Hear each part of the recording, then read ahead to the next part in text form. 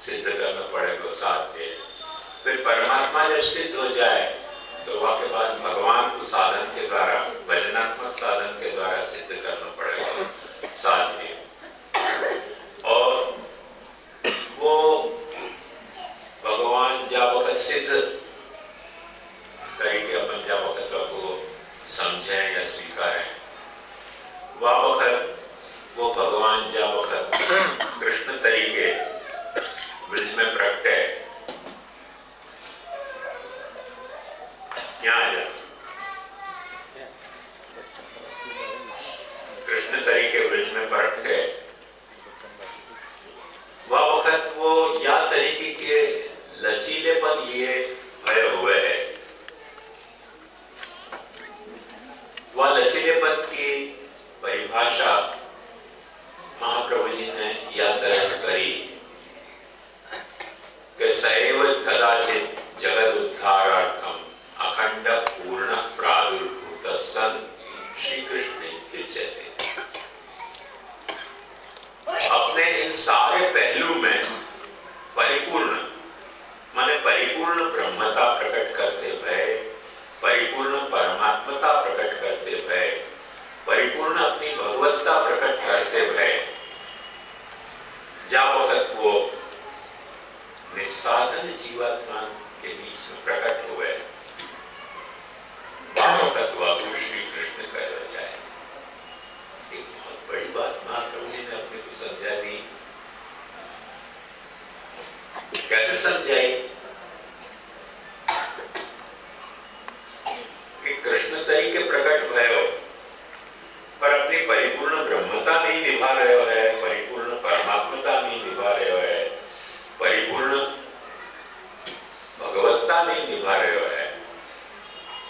तो कोई कहते हो मैं कृष्ण, मैं अपने मत में वापस श्री कृष्ण जी कह रहे हैं। और परिपूर्ण ब्रह्मता, परिपूर्ण परमात्मता, परिपूर्ण भगवत्ता निभाते भय भी वो निस्साधन जीवात्मा के बीच में प्रकट नहीं होते हुए, तो ठीक है, ब्रह्म तो है ही, वहां अपन क्या कह सके, परमात्मा भी है तो है ही, वहां अपन क्या कर सके। ऐसे भगवान भी है तो है, वहां अपन कुछ कर तो या कह तो नहीं सके, पर अपन कुछ श्री कृष्ण करके बुलाएंगे नहीं। श्री कृष्ण कहके तो अब तभी बुलाएंगे कि जब अपने बीच में प्रकट हो जाए, निस्साधन जीवन के बीच में। यही महाप्रभु जी ने जहां ये श्री कृष्ण पद की विवेचना है, वहां में एक बात समझाई कि असाधन अद्भुत कर्मा जो शब्द कहो वहां, नमो भगवते तस्मै कृष्णाय अद्भुत कर्मणे रूप नाम विभेदेन जगत क्रीडति यो यत्र। तो अद्भुत कर्मा को अर्थ करते हुए महाप्रभु जी एक बात स्पष्ट करें कि असाधनम अपि साधनम। कृष्ण के अवतार की एक विशेषता, वो साधन को मोहताज नहीं है कि तुम साधन करो तब तुम्हारे को मैं अपना अनुभव कराऊं। तुम साधन करो तो तुमको तुम्हारे साधन के अनुरूप फल दो। असाधनम अभी साधनम करोति, जो साधन नहीं है वो भी साधन बना सकते हो।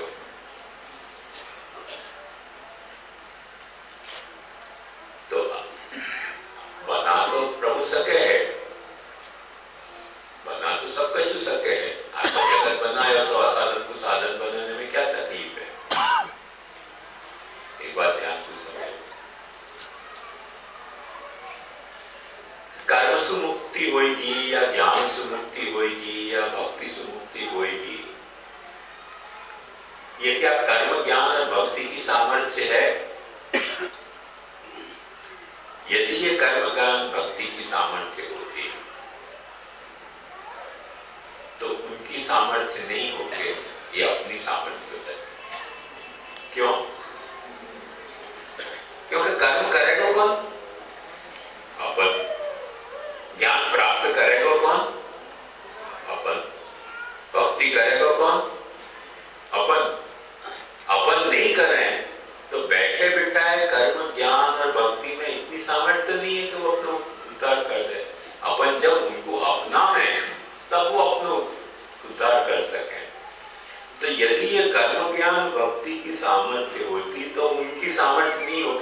सामर्थ्य होती, लिहाजा कर्ता की, ज्ञानी की, भक्ति की सामर्थ्य होती है कि आत्मोद्धार वो अपने कर्म, ज्ञान, भक्ति से अपना कर सके। अब यदि ये सामर्थ्य होती तो हानि क्या थी? हानि तो कुछ भी नहीं थी, अच्छी बात थी। जाको उद्धार होना है, वाकई उद्धार होने के साथ उनकी सामर्थ्य यदि वामे है तो अच्छी बात है ना। हानि ये होती कि वेद सु लेके गीता, ब्रह्मसूत्र, भगवत आदि सब शास्त्र एक मन से एक बात कह रहे हैं कि मुक्तिदान जो है वो भगवान की सामर्थ्य है। फलमत उपपत्ति, कर्म करने की सामर्थ्य अपनी है, वाकु जान पाने की सामर्थ्य अपनी हो सके है, वाकु भजने की सामर्थ्य अपनी हो सके है, पर वाके फल देने की सामर्थ्य अपनी नहीं होके वाकी है। जैसे ही अपन ये बात कबूल करें कि फल देने की सामर्थ्य वाकी है, तो सामर्थ्य को सीधो सा मतलब ये है कि नहीं देने की भी हमें सामर्थ्य है। क्योंकि यदि देनो ही पड़तो हो तो सामर्थ्य क्या है? तो फिर नियम के अधीन हो गया। तो यदि अपन सामर्थ्य यो कह रहे हैं कि भगवान को कर्म जो करेगा वो आपको फल देनो ही पड़ेगा, ज्ञान जो करेगा वो आपको मुक्त करना ही पड़ेगा, भक्ति जो करेगा वो आपको भजन को फल देना ही पड़ेगा, तो भगवान फिर ईश्वर नहीं है, पर कोई नियम एक ऐसा है जहाँ नियम के अधीन वो भी बंधे हुए है, अपन भी बंधे हुए हैं। वो लगभग ऐसी व्यवस्था है कि रेल के टिकट के बारी पर जाके अपन टिकट को पैसा देवे कि भाई हमको यहाँ जगह जाने की टिकट दो, और टिकट को बैठे जो बाबू है वो आपको सामर्थ्य है कि टिकट देवे, पर वो सामर्थ्य वो आपको नहीं देने की सामर्थ्य नहीं है। टिकट है खाली तो आपको देनी ही पड़ेगी। तो वो भी एक नियम के तहत बंधे हुए हैं, टिकट काटने वाला बाबू, और अपन भी एक टिकट कटवाने वाले जो यात्री हैं वो भी एक नियम के तहत बंधे हुए हैं। न वो समर्थ है, न अपन समर्थ है, नियम समर्थ है। ये हो गया। नियम यदि समर्थ है तो प्रभु असमर्थ हो गए, फिर आपको प्रभु कहना व्यर्थ है। प्रभु का मतलब ये है कि समर्थ है। तो वह सामर्थ्य को देखते हुए महाप्रभु जी ने एक बात कही। वचन तो कई हैं, वाकई वचन की मीमांसा में अपन नहीं कर पड़ेंगे, पर वह या समस्या को सोचते हुए महाप्रभु जी एक खुलासा करें कि कर्म से यदि कोई को मुक्त करना है तो आपको मुक्त करने की सामर्थ्य प्रभु में है, मुक्त नहीं करना हो तो मुक्त नहीं करने की सामर्थ्य प्रभु में है, और मुक्ति के बजाय और कुछ का बड़ा करवा देना हो तो और भी कुछ का बड़ा करवाने की सामर्थ्य प्रभु में तो है। ऐसे ही ज्ञान से मुक्ति देनी है तो देने की सामर्थ्य, नहीं देने की सामर्थ्य, या ज्ञान से पाछो आपको कोई न कोई तरह को अज्ञान पैदा कर देने की सामर्थ्य भी प्रभु में है। वही बात भक्ति के बारे में भी कही गई है कि भक्ति को भी जो फल है वो देने की सामर्थ्य वहां में है, नहीं देने की भी सामर्थ्य वहां में है, और भजन के बजाय कुछ अन्य फल देने की भी सामर्थ्य वहां में है। तो ये तीनों तरह की जब सामर्थ्य वहां में है तो महाप्रभु कहें कि असाधन को साधन बनाने की भी सामर्थ्य वहां में स्वीकारनी ही पड़ेगी, और वाको डेमोन्स्ट्रेशन, वा सामर्थ्य को डेमोन्स्ट्रेशन प्रभु ने कृष्णावतार में दियो है। एक ठिकाने नहीं अनेक ठिकाने दियो है कि पूतना जो है वो जहर पिलाने आई, अहो बकीयम स्तन काल कुटम जिघांसया पाए यदक्य साथी लेवे गतिम धात्रिचिताम ततोन्यम कम वा दयालुम शरणम भजेम। जहर पिलाने आई पर वाकु गति वो दी जो धाय को मिले। कल शिशुपाल ने सो गाली दी तो वाकु मुक्ति मिली। भगवान को गाली देने वाले को मुक्ति तो नहीं मिलनी चाहिए। अपन गलत फहमी से ऐसे समझ लें कि गाली देने से भगवान को मुक्ति देने को कोई नियम है,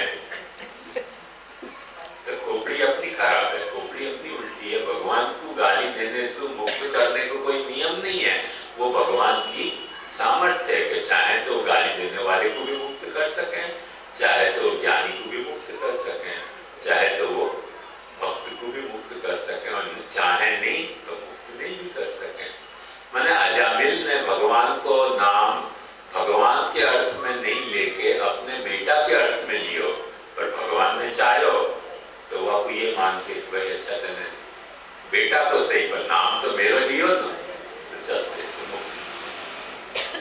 या बात महाप्रभु जी आज्ञा कर रहे हैं कि असाधनम अभी साधनम करोति।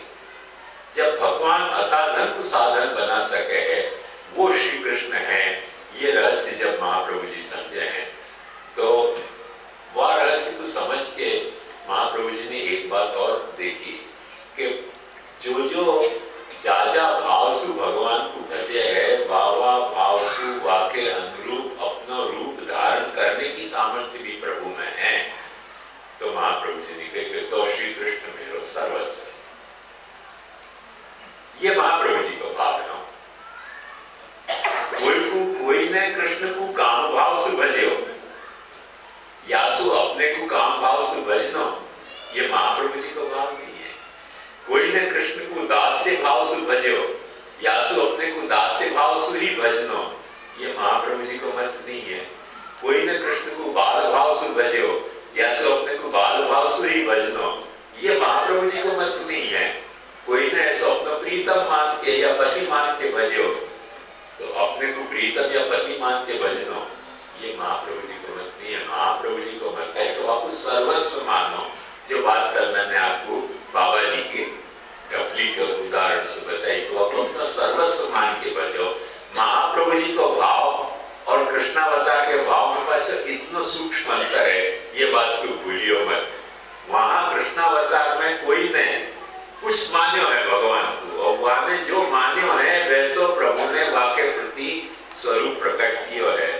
और महाप्रभु जी ने उन सारे स्वरूपन के प्राकट्य को देखते हुए प्रभु को अपना सर्वस्व मान्यो है कि जो कुछ है सो तू है, वाह भाव सु अपन जाओ कृष्ण को बजे।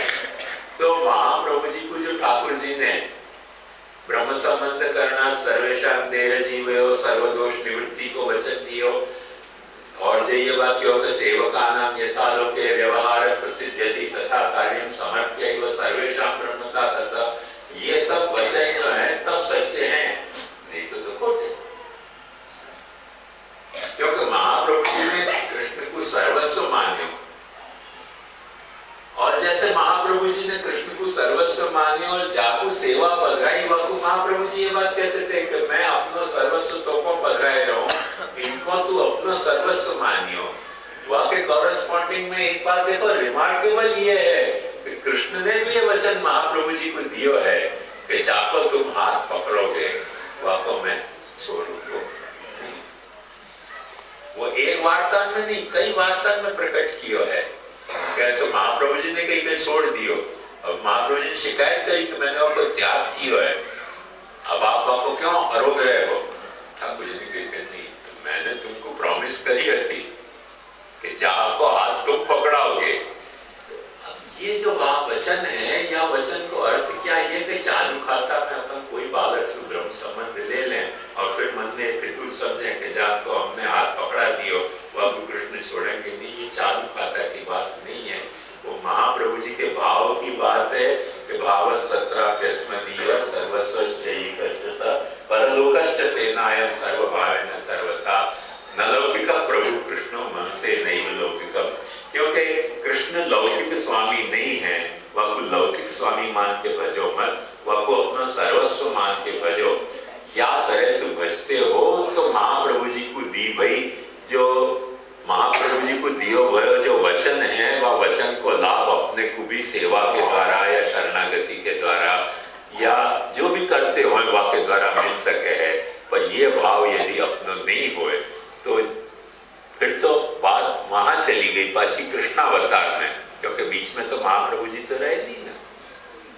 जब अपन कृष्ण को अपना सर्वस्व मान के नहीं भज रहे हैं तो फिर महाप्रभु जी बीच में नहीं रहे।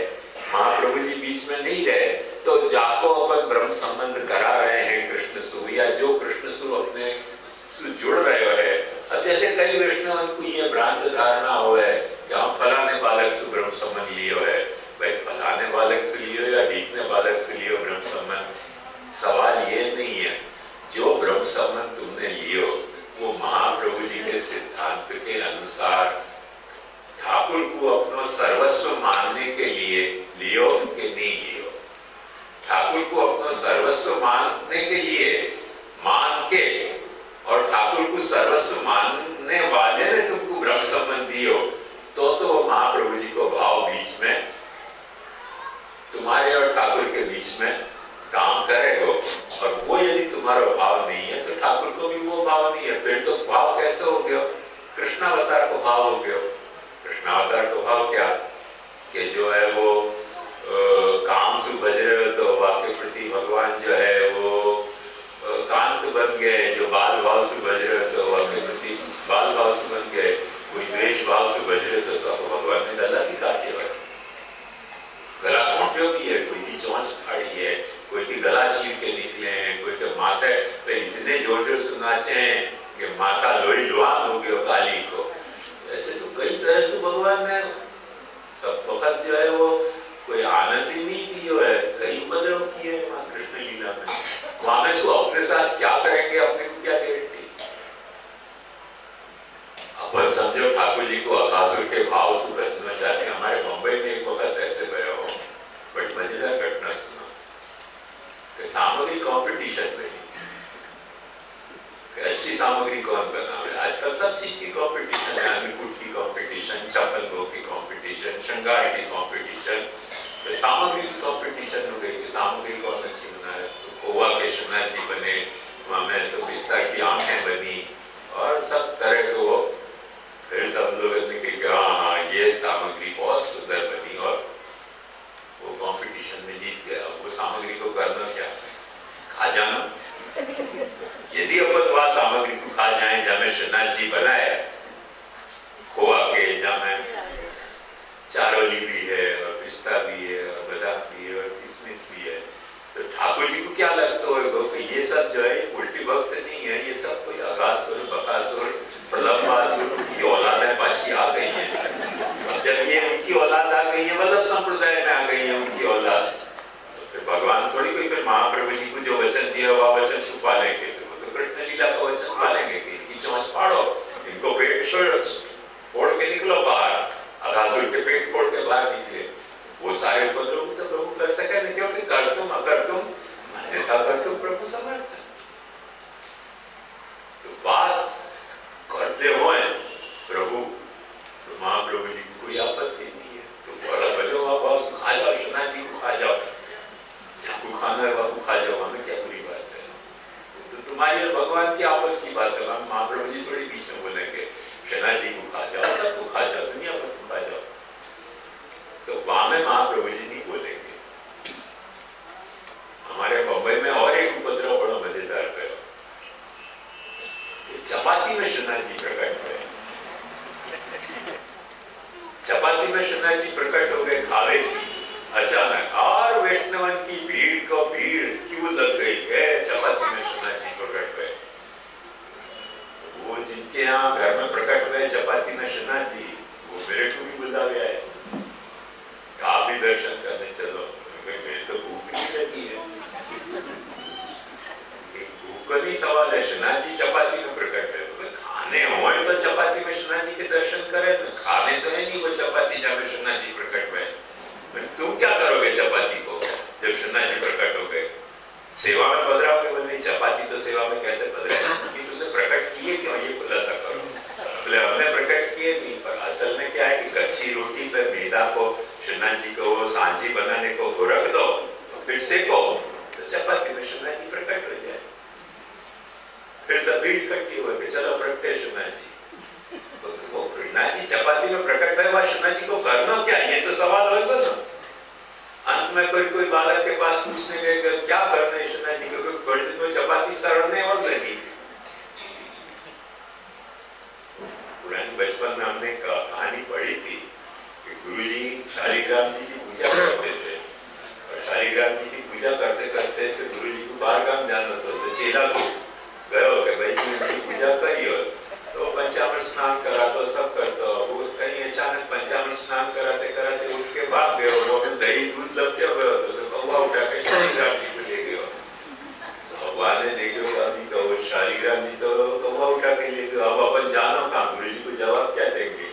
यहाँ दूर के कुछ मिले नहीं, एक जामुन शालिग्राम जी जैसा मिले जाके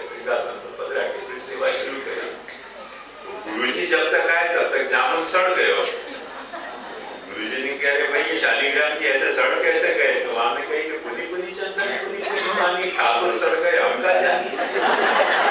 रोज चंदन डरा गए, रोज पानी इन पे धारा गए, सड़ जाए ठाकुर जी की सड़ जाए, पुनी पुनी चंदन पुनी पुनी पानी, ठाकुर सड़ गए हम क्या जाने, सड़ जाए ठाकुर जी की सड़।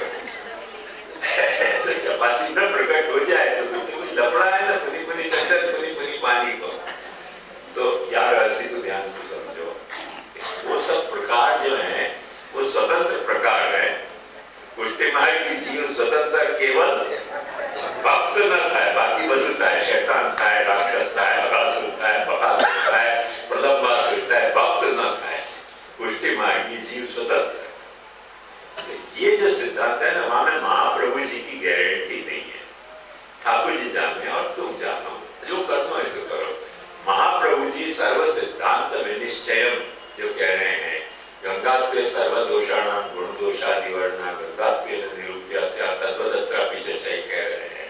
महाप्रभु जी जो भक्ति वचनी में ये आज्ञा कर रहे हैं कि तालमने याद रहे से जो भक्ति करेगो, सेवायाम वा कथायाम वा यस्यासक्ते दृढ़ा भवे यावत् जीवम तस्य नाशो न क्वापि मते मम। ये जो महाप्रभु जी की सारी प्रॉमिस हैं वो फिर अपने काम की नहीं है, वो जो करते हुए वाके काम की है। वासु अपन को लाभ कोई मिल सके ये आशा होती है। ये बात समझोगे ना तो आपको समझ में आएगी बात कि महाप्रभु जी सेवा को सिद्धांत जो स्थापित कर रहे हैं वह में क्यों यूं कह रहे हैं कि मैं अपना सर्वस्व तो को बदराए रहे हूँ, इनको तू अपना सर्वस्व करी जानियो। क्योंकि ठाकुर जी भी महाप्रभु जी को प्रॉमिस दे रहे हैं कि जिनको तुम सर्वस्व करके, जिनको तुम अपना सर्वस्व बदराओगे और वो जो सर्वस्व रूप में मुझको जानेगो तो वाकु मैं भी अपना सर्वस्व मानूंगो, वाकु मैं अपना सर्वस्व मानूंगो कि वो सब कुछ मेरो है। कौन से हद तक वाकु मेरो मानूंगो, यह बात को ध्यान समझो कि अपने यहाँ आवे है कि नंदे यशोदा जी जो ठाकुर जी को भोग धरते थे, पढ़ाते थे, उनके नहीं भक्तन के भाव से ठाकुर जी पढ़ते जागते आरोग्य हो गए, क्योंकि उनको वो आदत छुड़वा दी उनकी वो आदत छुड़वा दी जो भक्त जहाँ भाव से भोग रहे। एक साधारण उदाहरण आप समझो तो आपको समझ में आ जाएगा, जो मेरे को अति प्रिय उदाहरण है कि पद्मनाभ दास जी छोला धरते थे तो कोई यशोदा जी छोला धरती थी? मथुरा ऋषि की आदत बिगाड़ने वालों को, मथुरा ऋषि की आदत बिगाड़ी कौन ने? छोला आरोग्य की पद्मनाभ दास जी ने। क्यों आदत बिगाड़ पाए? क्योंकि पद्मनाभ दास जी मथुराधीश जी को अपना सर्वस्व जैसे मान रहे थे, ऐसे मथुराधीश जी भी पद्मनाभ दास जी को अपना सर्वस्व मान रहे हैं। यशोदा जी बेचारी कंप्लेंट कर रही है कि माखन खाना छोड़ के छोला क्यों रोक रहे हो? कोई भी मां छिड़ेगी नहीं, अपना बच्चा माखन खाता छोड़ के छोला आरोप हो जाए तो। पर उनने वह स्थिति में यशोदा जी की बात मानने के बजाय, मतलब महालक्ष्मी जी की बात मानने के बजाय, महालक्ष्मी जी ने क्या किया? सारो सीधा भिजवायो पद्मनाभ दास जी को, और भिजवायो तो वैसे पद्मनाभ दास जी को भी मन में भयो कि भाई पता नहीं ठाकुर जी की क्या चाहे, तो विनती करी कि आपको ये आरोप न तो यहाँ पे आ जाओ, और छोला आरोप में तो मेरे यहाँ पधरा, तो मतलब चला अपन बात चले यहाँ से। छोला की आदत बिगड़ गई थी, मतलब छोला बिना चलता नहीं था।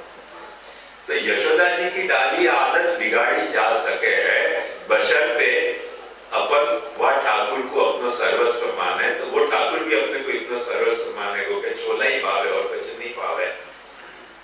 ये रहस्य को आप समझो कि वो ठाकुर भी फिर अपने को सर्वस्व माने।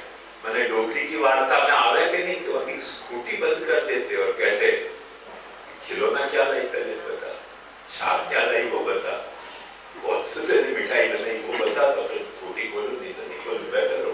ये बिगड़ गई कि नहीं आदत? अरे जाकू चोरी की आदत थी मथुरा में माखन की, वो पड़ोस में जाके चोरी क्यों नहीं कर आया? डोगरी के लाइन भाई सामग्री को मोहताज क्यों? आदत बिगाड़ी क्योंकि वो डोगरी ने अपने ठाकुर को अपना सर्वस्व माने, तो वह ठाकुर ने वह डोगरी को भी सर्वस्व माने। वागा रजपूत ने नवनीत प्रिया जी को अपनो सर्वस्व मान्यो करके जूता पहरे भय, मुगल सेना में कवायद करते भय, रोटी पे घी चुपड़ दियो, मर्जादी वैष्णव छू गए। नवनीत प्रिया जी तो छू नहीं गए, बड़े स्वाद सुअर हो गयो, और जिन्हें बापू छुओ माने उनको छुआयो, तुम छू गए। चक्कर क्या है? क्योंकि वाघाजी राजपूत ने नवनीत प्रिया जी को अपनो मान्यो।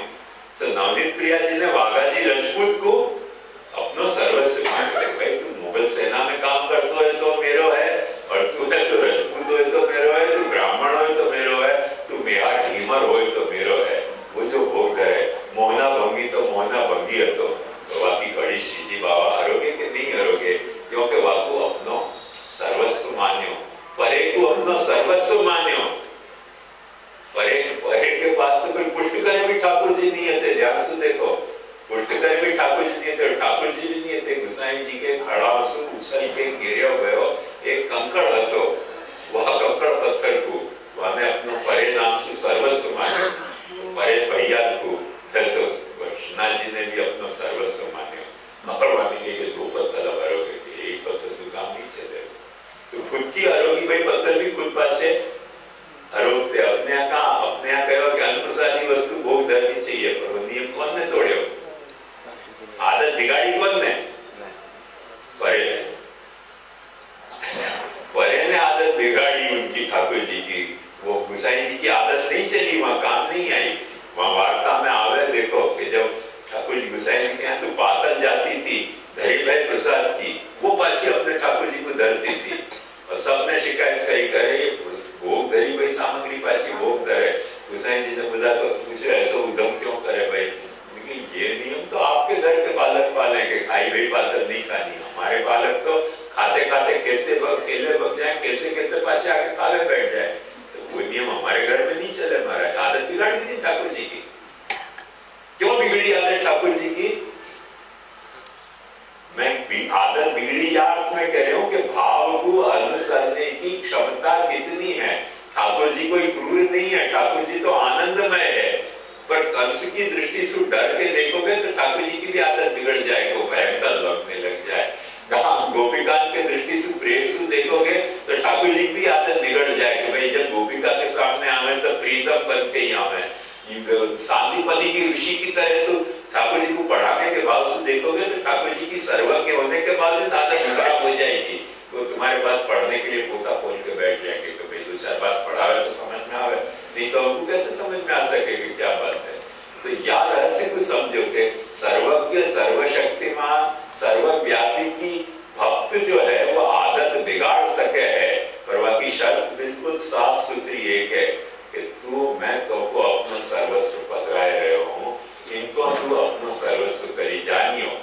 वाके बाद यदि अपन को अपना सर्वस्व करके जान रहे हैं तो वचन दियो है ठाकुर जी ने कि तो वो मेरो सर्वस्व। जितने भक्त हैं वो मेरे सर्वस्व हैं। अहम भक्त पराधीनो यह स्वतंत्र विद्वज, भक्त से मैं स्वतंत्र नहीं हो सकूं। तो ये जो आपको एक प्रकार है सेव्य को, वह सेव्य के प्रकार में सु महाप्रभु जी अपनी आखी सेवा को स्वरूप उभार रहे हैं। वह सिद्ध स्वरूप में सु एक साध्य स्वरूप सेवा को कर रहे है, और वो साध्य स्वरूप में महाप्रभु जी ने 6 आज्ञा कही है। कृष्ण सेवा सदा कार्या मानसी सा परामता चेतस्त प्रवणम सेवा तत्सिद्धे तनुवित्तजा तत संसार दुखस्य निवृत्ति और ब्रह्म भोजनम। अब कोई टीकाकार ने यद्यपि ये बात नहीं कही है, ये बात आप स्पष्ट समझ के रखियो, पर फिर भी अपने को ऊह करना होए।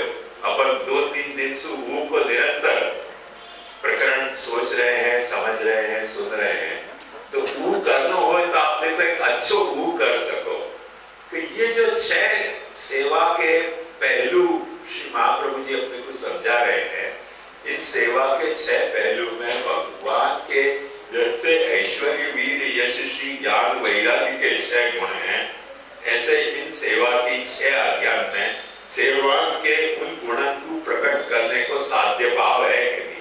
सेवा एक सिद्ध भाव है। कृष्ण सेवा एक सिद्ध भाव लेके वहां में ये गुणन को प्रकट करने को साध्य भाव महाप्रभु जी को है कि नहीं, तो अपने को पता कैसे चले? देखो एक थोड़ी सी दिशा देखोगे तो पता चलेगा कि कृष्ण सेवा सदा कार्य,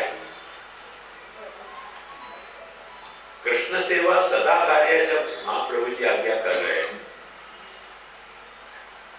तो कृष्ण सेवा सदा कार्य का मतलब कि कृष्ण सेवा सदा करनी चाहिए।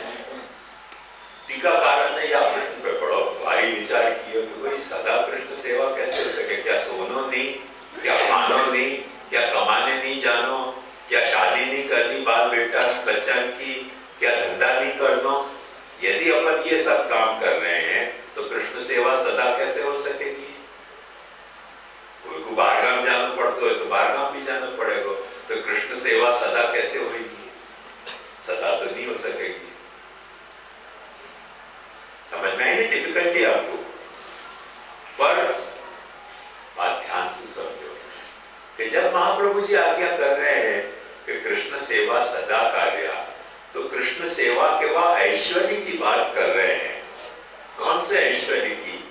कि आप जो कुछ काम कर रहे हो, जैसे राजा जो हुए, ईश्वर जो हुए, वो करे कुछ भी नहीं, पर जो भी कुछ तुम काम करो वो राजा के तहत तुमको करना पड़े। वहां पे छाप राजा किया हुआ है। जैसे टैक्स वसूल है तो राजा कोई खुद टैक्स वसूल करने जावे नहीं।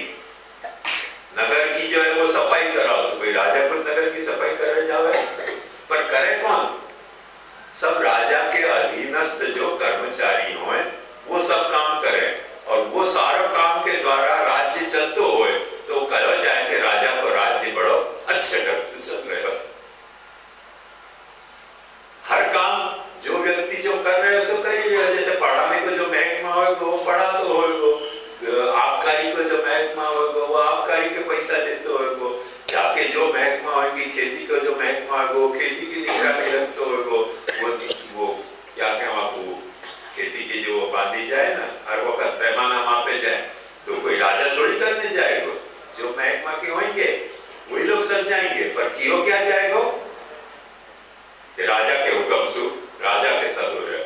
ऐसे महाप्रभु जी आज्ञा कर रहे हैं कि तुम जो भी कुछ काम कर रहे हो वो कृष्ण सेवा के अंग के तरीके करोगे। जाओ कर कि कृष्ण सेवा के लिए हम ये काम कर रहे हैं, तो कृष्ण सेवा को ऐश्वर्य कुछ सारे काम में स्थापित हो गए हो। अब तुम्हारे जो भी काम हो रहे हैं वो कृष्ण सेवा ही के पार्ट हो गए। तुम सो रहे हो तो कृष्ण सेवा के लिए सो रहे हो, धंधा कर रहे हो तो कृष्ण सेवा के लिए धंधा कर रहे हो, शादी कर रहे हो तो कृष्ण सेवा के लिए शादी कर रहे हो, पढ़ रहे हो तो कृष्ण सेवा के लिए पढ़ रहे हो। वह तरीके को कृष्ण सेवा में ऐश्वर्य प्रकट होना चाहिए कि तुम कुछ भी काम करो पर अंत में वो कृष्ण सेवा को पार्ट बन जाए, तो वहां में कृष्ण सेवा में वह तरीके को ऐश्वर्य आ सके कि कृष्ण सेवा सदा हो सके। वरना तो सदा सेवा हो ही कैसे सके? ये मोनिया जी यहाँ बैठे हुए पूछ लो, जागरण में 2 दिन की सेवा है तो मोनिया जी के क्या हाल होते होंगे? कैसे हाल हो? आखिर दिन जागरण की सेवा करनी पड़ती है। अरे आप ही घर में करके देख लीजिए। एक दिन अभी पर प्रबोधनी आ रही है, सुबह से लेकर दूसरे दिन सुबह तक सदा कार्य हो, निकलिए बस सेवा में। सुबह थोड़ी बहुत भक्ति होगी ना दिल में, वो भी भागती हो जाएगी। सदा कैसे हो सके? सदा ऐसे ढंग से हो सके कि अपन आराम कर रहे हैं वो भी कृष्ण सेवा है, क्योंकि कृष्ण की सेवा के लिए आराम कर रहे हैं ना, तो कृष्ण सेवा ही है। अपन भोजन कर रहे हैं वो भी कृष्ण सेवा है, क्योंकि भोजन करने के लिए कृष्ण सेवा नहीं कर रहे हैं, कृष्ण सेवा के लिए भोजन कर रहे हैं। कमाने के लिए कृष्ण सेवा नहीं कर रहे हैं, कृष्ण सेवा के लिए कमा रहे हैं। शादी हो जाए, अच्छा लड़का मिल जाए, अच्छी और बीवी मिल जाए, वहां के लिए कृष्ण सेवा नहीं कर रहे हैं, कृष्ण सेवा के लिए अच्छी बीवी मिल जाए, कृष्ण सेवा के लिए अच्छा बीन मिल जाए, वहां लिए कृष्ण सेवा कर रहे हैं। तो कृष्ण सेवा में वह तरीके को एक ऐश्वर्य आएगा तो कृष्ण सेवा सदा हो सकेगी। मेरी बात समझ में आ रही है ना? सोनो जागनो उठनो बैठनो चलनो वो सब जो है माने ब्रजभक्तन के वहां में स्पष्ट या तो उदाहरण आवे कि सोते जागते उठते बैठते निरंतर उनको कृष्ण को अनुशीलन बनो रहते तो कोई काम कुछ भी कैंसल नहीं भयो, पर जब कृष्ण को अनुशीलन बनो रहो तब वो कृष्ण भक्ति ही हो गई।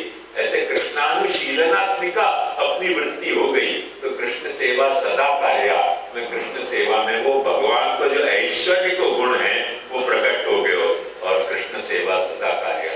पर ये ऐश्वर्य सेवा को प्रकट कब हो सके? जब आप सर्वस्व मानोगे तो, नहीं तो पलटते देर नहीं लगे कि अपन शादी के लिए कृष्ण सेवा कर रहे हैं कि कृष्ण सेवा के लिए शादी कर रहे हैं, पेट भरने के लिए कृष्ण सेवा कर रहे हैं कि कृष्ण सेवा के लिए पेट भर रहे हैं। दोनों में दोनों बात मौजूद है, पर ऐश्वर्य पेट भरने के लिए कृष्ण सेवा कर रहे हो तो ऐश्वर्य कृष्ण सेवा को नहीं भयो, पेट को भयो। पेट ऐसा बड़ा प्रबोधन है तो आपको भरने के लिए कृष्ण सेवा कृष्ण के जैसी कृष्ण की सेवा करनी पड़ रही है तो ऐश्वर्य पेट भरने को हो, कृष्ण सेवा को नहीं रहेंगे। कृष्ण सेवा को ऐश्वर्य कैसे कहवाएगा कि कृष्ण सेवा करने के लिए अपन पेट भर रहे हैं तो ऐश्वर्य कृष्ण सेवा को स्थापित हो गया। बात नहीं समझ में आ रही है ना? वह अर्थ में कृष्ण सेवा सदा कार्य है, कृष्ण सेवा सदा कार्य। वो आपको सर्वस्व माने तो ही संभव है, नहीं तो नहीं माने तो संभव नहीं हो सके। दूसरी बात महाप्रभु जी कृष्ण सेवा के लिए आज्ञा कर रहे हैं कि कृष्ण सेवा सदा कार्य मानसी सा परामता। तो मानसी सा परामता को मतलब क्या कि कृष्ण सेवा जब तक तुमने शुरू करी वो शुरू करने के लिए शुरू कर दी, पर तुम्हारा मन वाक्य अधीन नहीं भयो तो क्या होगा कि कहीं न कहीं कृष्ण सेवा को ऐश्वर्य खंडित होगा। उर्दू में बड़ा अच्छा कुछ और अर्थ में कहा गया शेर है, मगर समझ में आएगा आपको। जागो कहे कि काफिर तो नहीं हूं, कहियो न मुसलमान, एक मुझसे भी निवाह किए जा रहा हूं। वो कहे काफिर में नहीं हूं, उनके हिसाब से अपन सब काफिर हैं। तो वो कहे कि कहियो न मुसलमान, वो मुसलमान मत कहो, मुसलमान कहने लायक भी मैं नहीं हूं।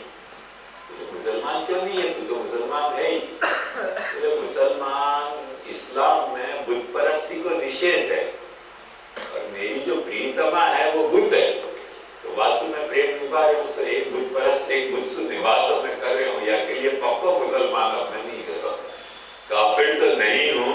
तो कहियो ना मुसलमान, एक बुद्ध से भी निवाह किए जा रहा हूँ मैं। तो जब एक इस्लाम भी साथ में चल रहे हो और एक बुद्ध से निवाह भी साथ में चल रहे हो तो ऐश्वर्य तो थोड़ा तो खंडित हो गई ना इस्लाम को। ऐसे ही कृष्ण सेवा भी चल रही है और मन में कोई और बुद्ध भी चल रही है। अब वो बुद्ध चलती हुई पे जूता चलते हुए, वार्ता में जूता की कथा आई है तो कुछ भी कथा ले लो, हमें तो कोई कथा कौन सी लेनी या वो प्रश्न नहीं है। वो सेवा कर रहे थे और मन हतो के जूता सिवा में जाएंगे और उन्होंने पूछी क्या कर रहे हैं, तो उन्होंने कहा हमारे पिताजी जूता सिवा रहे हैं। देखकर नहीं सेवा कर रहे हो, तो उनकी सेवा तो कर रहे हो वह ठीक है, पर मन तो तुम्हारा जूता सिवाने में है ना, तो जूता ही सिव रहे हैं तुम्हारे, कृष्ण सेवा नहीं हो रही है। तो वो ऐश्वर्य जो है वो खंडित हो गया ना। तो वो खंडित ऐश्वर्य जो नहीं हुए वाके लिए कृष्ण सेवा में एक वीर्य महाप्रभु जी बता रहे हैं कि कृष्ण सेवा यदि तुम कृष्ण को अपना सर्वस्व मान के सेवा करोगे तो कृष्ण सेवा में या तरीके को वीर्य भी एक है। वीर्य माने सामर्थ्य, शक्ति या तरीके की है कि तुम्हारे मन को भी वो कैप्चर कर लेगी, मन को भी कैप्चर कर लेगी और मन को कैप्चर कर लेगी, फिर वो स्थिति आ जाएगी कि तुम तन सेवा करो कि मत करो, पर निरंतर मन में तो तुम्हारे सेवा चलती ही रहेगी। वो जो चलती रहे वह तो नाम मानसी सा परामता है। तो या में जब मानसी सिद्ध हो गए हो ना तो अपनी सेवा वीर्यवती हो गई। जब तक मानसी सिद्ध नहीं हुई तब तक सेवा में कोई ऐश्वर्य है, पर वहां में वीर्य गुण कब आवे?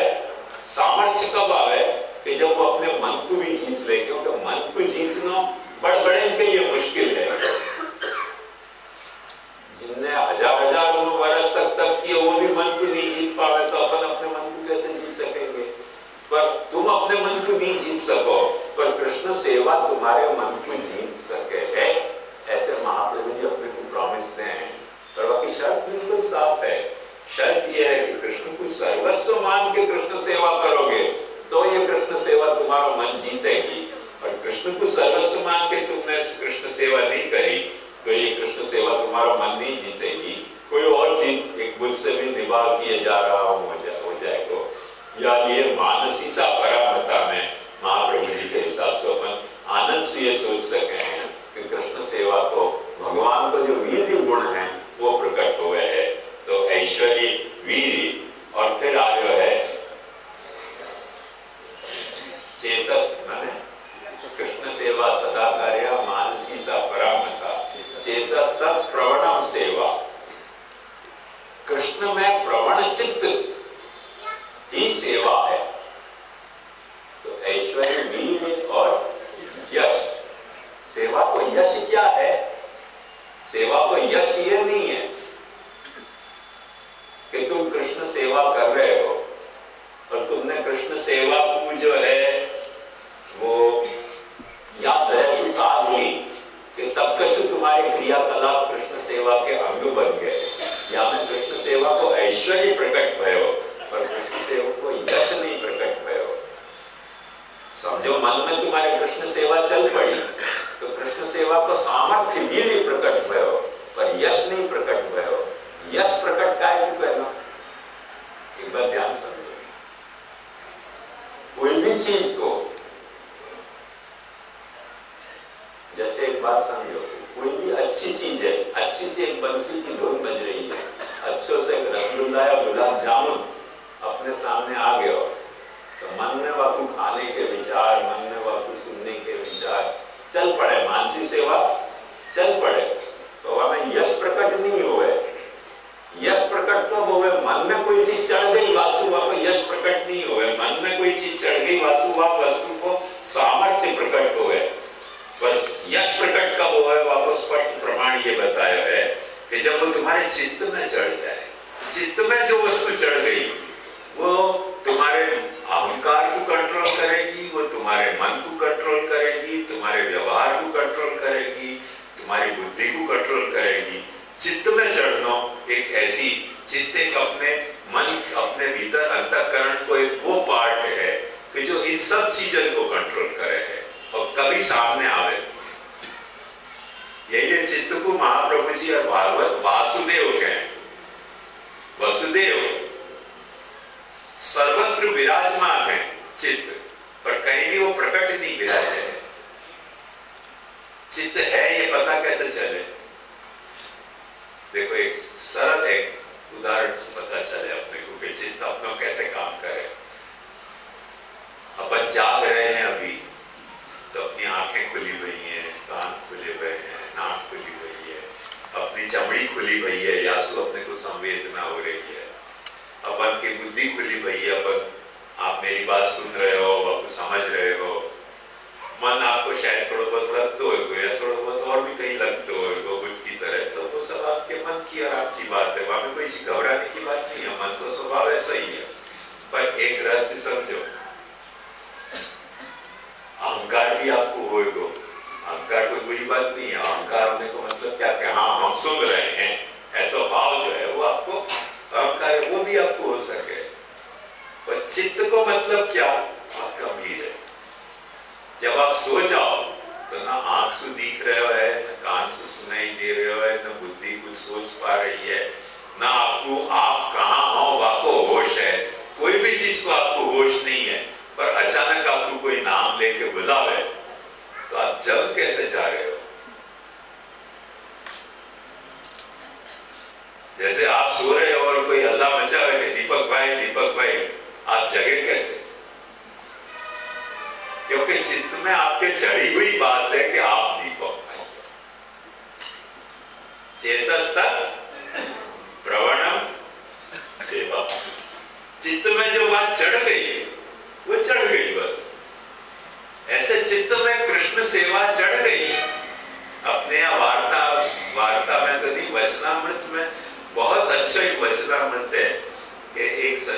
जो हते वो महाराज के पास बहुत करके नाथद्वारा वाले महाराज के पास सत्संग के लिए आए और ठंडी के दिन हते एकदम, और साथ में दोनों सत्संग करते हुए सोए। और फिर सुबह 4 बजे श्रीनाथ जी को जगाने को जैसे ही वो हिला पड़े तो वो सन्यासी हते वो तो अपनी वो टाट बिछा के सोए हुए थे जमीन पे, क्योंकि सन्यासी को पलंग और गादी पे सोने की मनाही है। और महाराज गादी पलंग पे एकदम ठाट से पड़े हुए थे। पर जैसे श्रीनाथ जी को मंगला की मैंने जगाने की खबर आई तो वो सारी इतनी गरम गरम रुई वाली गादी छोड़ के महाराज खड़े हो गए। और सन्यासी ने कही कि मुझसे तो अभी ये जो बोरी है गंतान की जाकर मैं लेटे हुए उठाट पे वो भी छोड़ने की अभी हिम्मत नहीं पड़ रही है। मतलब चित्त में सेवा चढ़ी गई थी, नहीं चढ़ी होगी तो उठ नहीं सके आदमी। अपन समझे महाराज की कोई बड़ी भारी जो है वो अलौकिक सामर्थ्य है कि नहीं, अलौकिक सामर्थ्य की हमें कोई बात नहीं है। आपको ट्रेन पकड़नी है तो अलार्म की जरूरत नहीं पड़ेगी। और स्कूल नहीं जाना है, स्कूल नहीं जाना है आपको, और बच्चा के सामने अलार्म नहीं रखते तो अलार्म को बंद कर देगा, नहीं जगना है ना तो अलार्म भरोगे ना तो बोलते हो अलार्म आपको बंद कर देना पर। और जाना है कहीं, समझो पिकनिक पे जाना है, वो अलार्म बजे वहां के पहले अपनी नींद उड़ जाएगी, बजो के नहीं अभी तक अलार्म। तो वो काउंटिंग कर कौन रहे हो है? आप तो सो रहे थे, आप सो रहे थे, आपकी बुद्धि सो रही थी, आपको मन सो रहे हो। तो ये गिनती कौन ने रखी रात को के पिकनिक पे कल जाना है सुबह? वो जो गिनती रख रहे हो ना वो चित्त है। तो हर बात जो चित्त पे चढ़ जाए वो यही तरह से चढ़ जाए। तो वो चित्त पे यदि आपके कृष्ण सेवा चढ़ गई तो वो कृष्ण सेवा को ऐश्वर्य वीर और यश प्रकट हो गया। बाकी जब तक चित्त में नहीं चढ़ी सेवा तब तक कृष्ण सेवा में यश प्रकट नहीं हो रहे है।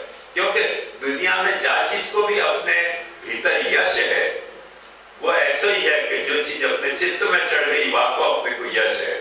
आंख पे चढ़ी वो तो आज पसंद आ रही है, कल पसंद आ रही बंद हो जाएगी। मन में चढ़ी आज मन लगे हुए तो पसंद आ रही है, कल मन उतर भी सके। पर चित्त में चढ़ जाए ना वो चित्त की जो ट्रैफिक है वो ऐसी है कि वन वे ट्रैफिक है। वन वे ट्रैफिक होने के कारण वहां में जो घुस गई बात वो फिर निकले नहीं जल्दी से। तो वो बाकी जो बात चित्त में घुस गई वो आपको बड़ा भारी अपने चित्त पे भी यश रहे। जैसे अपने को अपने खुद होने को मोकू श्याम मनोहर होने को मेरे चित्त में यश है कि भाई मैं श्याम मनोहर हूं करके तो मैं जग रहे हो, नहीं तो काय को जगू, जग ही नहीं सके। तो वो जो चेतस तत्प्रवणम सेवा वहां सेवा को यश गुण प्रकट हो रहे है। चेतस तत्प्रवणम सेवा तत्सिद्धे तनुवित्तजा ऐश्वर्य वीर यश और श्री। सेवा की श्री क्या है, सेवा की शोभा क्या है? श्री मन है शोभा। सेवा की शोभा है कि आप अपने तनसु अपने धनसु सेवा कर रहे हो तो सेवा की शोभा है। एक भैया बंद करके रखो, कौन बात चालू है? तो सेवा की शोभा ये है, जैसे आपको एक बात बताओ, टाइम्स ऑफ इंडिया के एडिटर न्यूयॉर्क गए और न्यूयॉर्क गए तो वहां के न्यूयॉर्क टाइम्स के एडिटर के वहां उनको लंच आता और वह लंच में वो जब लंच ले रहे थे तब उन्होंने पूछा कि ये जो सर्व कर रहे हैं वो कौन है? तो वहां के टाइम्स ऑफ इंडिया वहां न्यूयॉर्क टाइम्स के एडिटर ने कही कि ये मेरा बेटा है। तो उन्होंने कहा हमारी तो बहुत खराब ख्याल रखते कि हिंदुस्तान में जो है वो माता पिता के साथ बेटा के अच्छे संबंध हैं और यूरोप अमेरिका में तो सब मटीरियलिज्म फैल गया है। माता पिता को बच्चा की परवाह नहीं है, बच्चा को माता पिता की परवाह नहीं है। पर यहाँ तो कोई अलग ही दृश्य दिख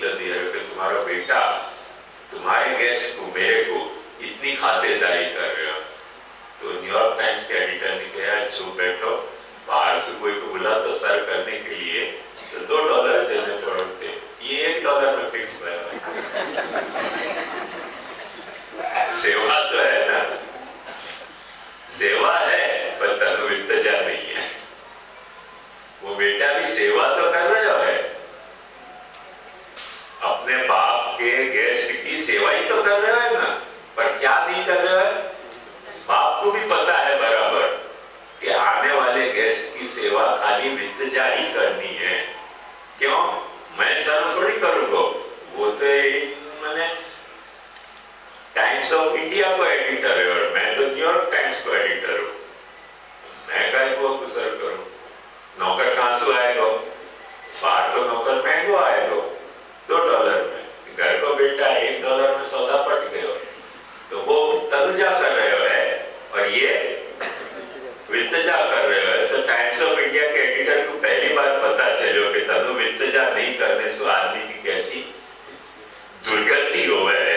अपना ठाकुर भी आज की तारीख में वही दुर्गति फील करते हुए पर वो गौरवते हुए कि पैसा कोई को दर कोई रहे है और वो कह के दूसरे को बुला देते और थोड़ा महंगो पड़ता है, ये सस्ता आ गया महाराज, या काम चलाओ ना, खाना ही तो है ना तुमको, सिर्फ और क्या करना चाहता। पर यहाँ में जो बात खो जाए है वो वहां को रिस्पेक्ट खो जाए है, जो बात खो जाए है वहां के प्रति अपना स्नेह को लगाव को संबंध खो जाए है। तनु वित्तजा के तनुजा वित्तजा के ये जो विभाजन है वहां को ये आइडियल उदाहरण है, अपन समझ सके में रिस्पेक्ट नहीं है, ये खाली जो है वो एक फॉर्मेलिटी है कि तुम टाइम्स ऑफ इंडिया के एडिटर हो, तुम न्यूयॉर्क टाइम्स के एडिटर है।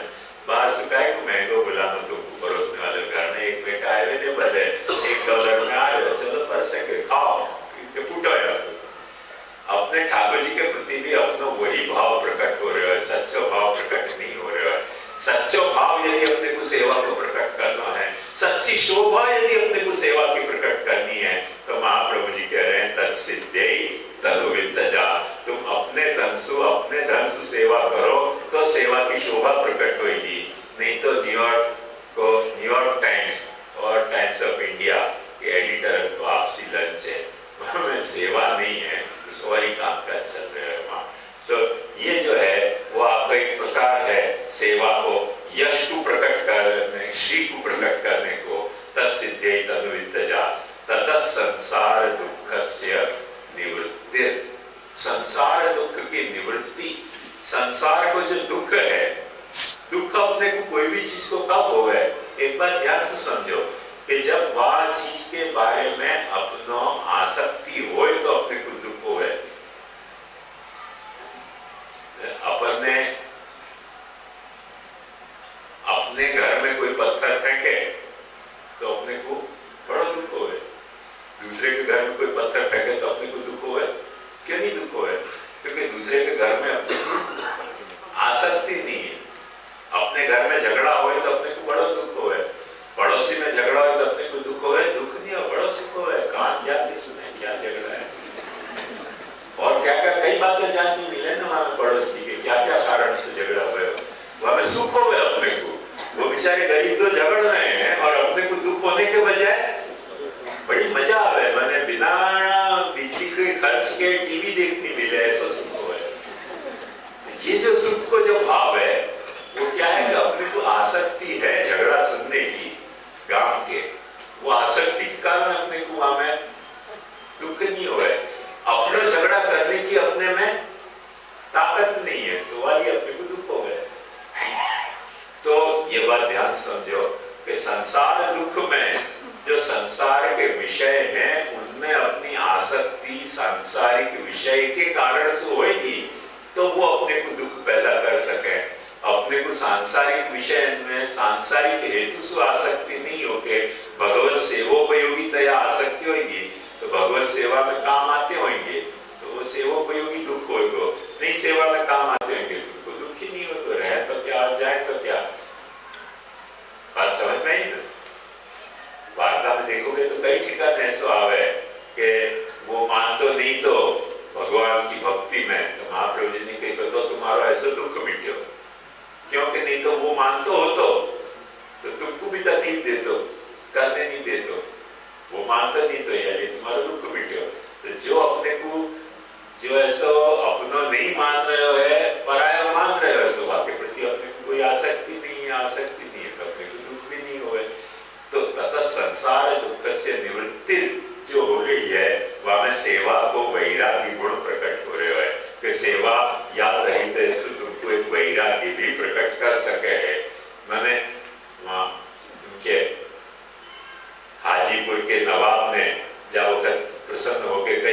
मांग लो कुछ। तो उन्होंने कितनों सा मांगियो, घोड़ा दे दो तू काशी जाने के लिए। क्यों काशी जाने के लिए घोड़ा दे दो?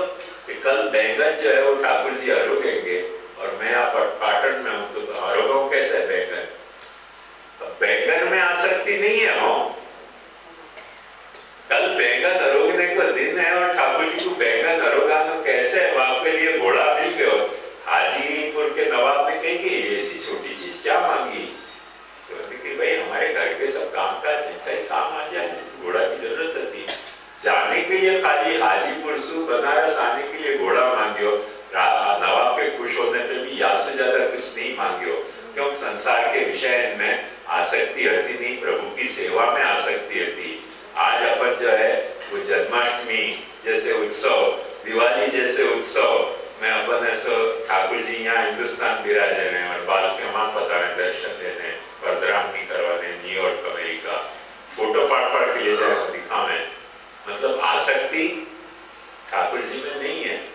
वैष्णव है बेवकूफ है, बुरा मत मानिए। आप मेरे और याद ये कह रहे हो, नहीं तो नहीं कहते हो। वैष्णव है बेवकूफ है कि उन ठाकुर जी को वो अपना मान रहे हैं। जहाँ ठाकुर जी को वो अपना मान रहे हैं, वो तो छोड़ के वो अमेरिका जा रहे हैं जन्माष्टमी के दिन। वो एक देखो भगवान जी तो बैंगन उगाने के लिए, नवाब के खुश होने के लिए, सिर्फ जाने के लिए घोड़ा मांग रहे हो। घोड़ा भी परमानेंट नहीं मांग रहे हो।